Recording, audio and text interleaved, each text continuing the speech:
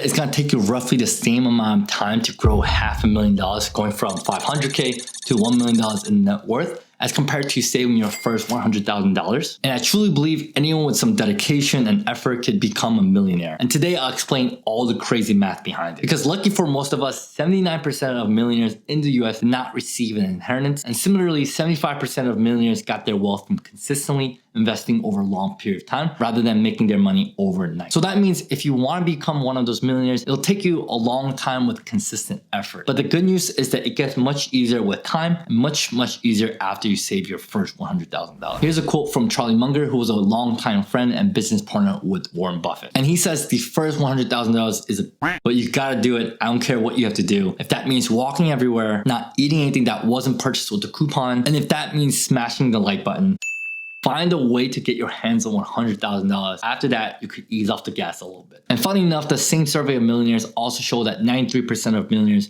use coupons all or some of the time on shopping, which is a lot higher than I expected because you're only really saving about $10 to $20 max when you use a coupon. And you would think millionaires wouldn't really care about saving a few bucks on groceries. But if you think about it, that's probably what really got them there in the first place. But going back to the quote on Charlie Munger, he said this because he understands the power of compound interest. And if you have seen any exponential graph, you can see the slow initial growth. But once you get some good momentum going, the growth gets faster and faster after the initial push off. And you can see this type of growth when you look at an S&P 500 graph, which was founded in 1957. And this is even more evident on an older index like Dow Jones, which was founded in 1885. Now, here's an awesome graph from the website Get Rich Slowly, which is a simple graph, but it illustrates the power of compound interest that I mentioned. And the graph is basically showing you that if you save $10,000 a year, and you invest at an annual rate of 7%, the first $100,000 is gonna take you 7.8 for a year. And you can see the breakdown here where 78% of your first initial 10K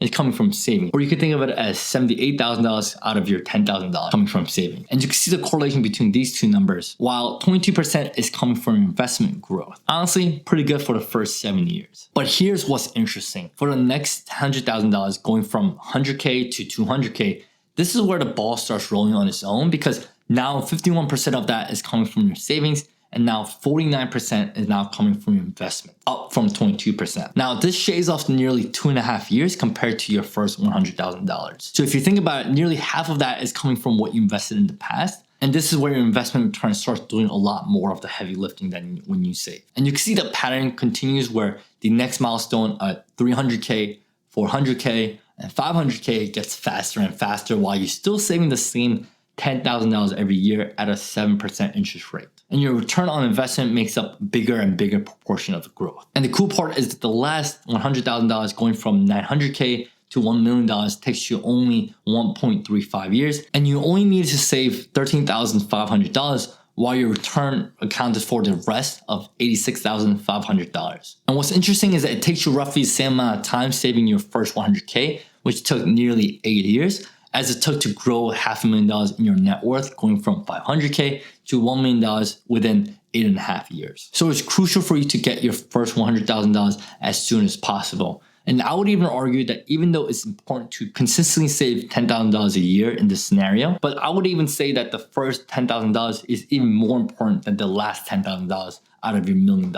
And here's what I mean. From your $1 million in net worth, your last $10,000 is worth, in this case, $10,000 because you just put that in. But your first $10,000 with all the compound interest is worth $80,000 at the end of the 30 years. So you can see that in the first year, it grew by $700. And then in the second year, it grew by $749. So even the year-to-year growth is increasing as well. And then at the end, the crazy part is that your initial $10,000 is growing by nearly $5,000 by the 30th year. Pretty insane, right? So this is why it's so important to try and get your first $100,000 as soon as possible, like Charlie Munger said, because the initial amount that you save is going to make the most impact. So I would suggest 3 things to help you get there ASAP. Number 1 is to start budgeting to understand how much money that you're really making monthly and how much you're spending on things like living expenses, restaurants, travel, things like that. And having awareness on how much money is coming in and out of your bank account is going to give you a better control over your finances. And as a bonus for watching this video up to this point, I actually created a stress-free budget template that you could grab for free. So make sure you check that out in the description below. And number 2 is to automate your savings and invest into tax-deferred accounts like 401k and Roth IRA, where you'll be able to lower your taxes and be less tempted to pull your money out. And number 3 is to find a way to drastically lower one of your 3 biggest living expenses